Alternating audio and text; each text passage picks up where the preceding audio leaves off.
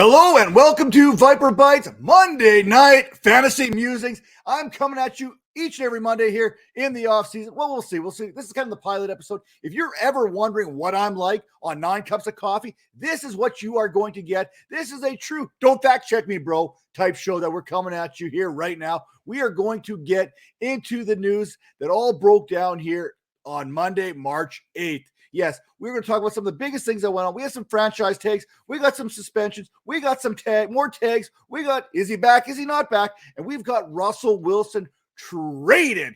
That's right. Russell Wilson, he is packing his bags. Seattle's kicking him out along with a 4th-round pick, and they're sending him to the Denver Broncos for 2 firsts, 2 seconds, a 5th, Drew Lock, Noah Fant, and defensive tackle Shelby Harris. I'll tell you what, Seattle does not make this trade if they didn't get a good look at some of these quarterbacks at the combine this past week. They have eyes on a certain quarterback that they think is going to be available at pick number 9, which is what the 1st-round pick that the Denver Broncos sent over to Seattle in this trade. Now, hey, if you're listening to this podcast, do not crank it up to 1.5 on the listening speed because I'm coming at you at times 2. So do not adjust that podcast because this is legit. This is at 0. This is whatever the regular playing sound is. That is what you're getting at right now. Now, back to this trade.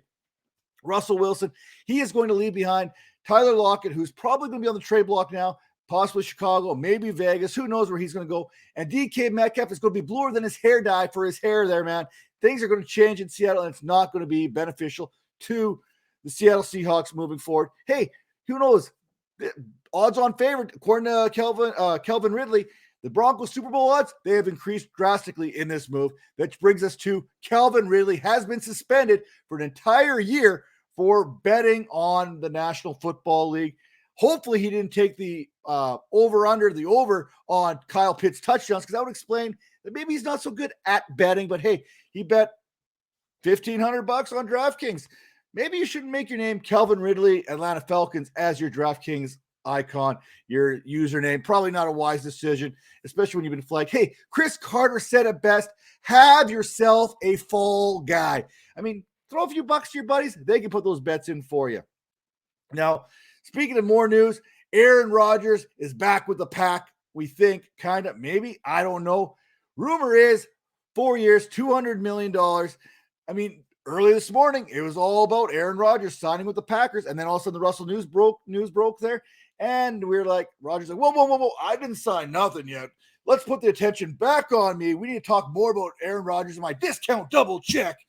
And talk about Aaron Rodgers. If you haven't noticed, Aaron Rodgers likes to talk about Aaron Rodgers. And hey, rightfully so. Back-to-back MVP seasons, $50 million per year. Yeah, that'd probably bring me back to Lambeau Field as well.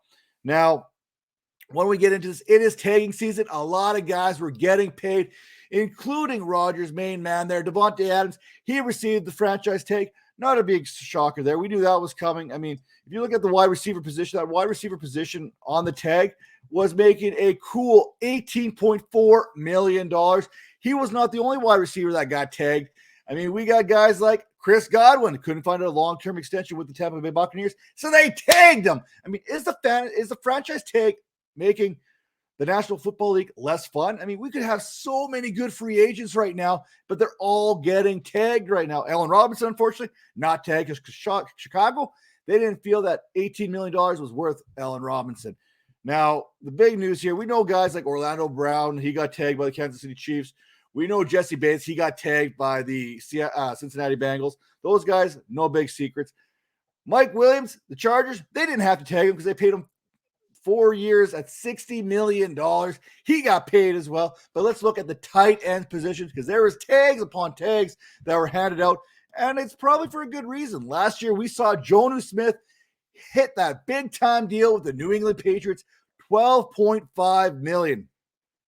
There was no way that teams like the Dallas Cowboys, like the Miami Dolphins, were going to let their tight ends go. Cleveland, hey, they're like, hey, David Njoku, he ain't no joke. We ain't going to pay nobody $12 million. Bring in our tight end back here for one more season. A little bit more sketchy there, considering they have a couple good guys already there, and Austin Hooper, who they just paid the season prior to. But look, let's look at that tag number for the tight end position here. It's not much, $10.9 million. That's actually cheaper than what Jonnu Smith got. We're talking about guys like Dalton Schultz, who Dalton Schultz, along with Michael Gallup, are probably going to make Amari Cooper expendable. We've heard him possibly being traded. We heard about him possibly being a cut potential kind of guy, as the Dallas Cowboys are in a little bit of a cap situation themselves as they look to clear some cap space and try to get that roster construction back under control. Now, as far as Mike Gesicki, good deal by the Miami Dolphins. You had no other option but to tag this guy. He is basically a wide receiver playing the tight end position, and you sure weren't going to pay him $18.4 million. So, hey, 10.9 seems like a pretty good deal. And, hey, I joke about Njoku. Cleveland fans, you joke about Njoku. The guy is actually a pretty good football player and a much improved blocker. Pretty good and instrumental part of your team moving forward. So I don't hate the move, but you know what? I don't love it either. And one more big piece of news that kind of came out here in the last little while. Deshawn Watson. We may finally have a little bit of clarity on the Deshawn Watson situation. Boy, say that 5 times, fan, on 9 cups of coffee. Listen, the DA is to present in front of the grand jury there on Friday, which could clear up a lot of things about Deshawn Watson's career. Is he going to be criminally charged? We will find out likely on Friday and what that means. Will he be back in 2022? Possibly. Wait till Friday. We should have more information coming on that in that whole situation there for Deshaun Watson, the Houston Texans. Maybe they can kind of put this behind us. Fantasy managers put this behind us. And you know what? Who knows where it leads after that? But who's going to be the team to step up? Is it going to be the Philadelphia Eagles, who we've heard at one point, one way, shape, or form be connected? We know it's not going to be the Denver Broncos. They got their guy. Maybe it's going to be the Seattle Seahawks. Maybe they can turn around and invest something back into Deshaun Watson. I don't know. Or is it going to be the Carolina Panthers? Because, hey, they kicked the tires there. They sniffed around the corner a couple times early on in the Deshaun Watson situation. Maybe they come around and revisit that here in the next little while. We know teams have been doing their due diligence and monitoring the situation. So expect something to kind of get moving heading into next weekend, which gives us another topic for Monday Night Musings, episode 2 next week. Stay tuned. Hit that like button. Hit that subscribe button. Listen to us on the podcast. Hit that, rate it, review it, whatever you want to call it. We are on Apple. We are on Stitcher. We are on Spotify. You name it, we are there. And as always, fantasypoints.com. Enter promo code Vipers22. Get 10% off that subscription today. And we'll see you next week. Take care now.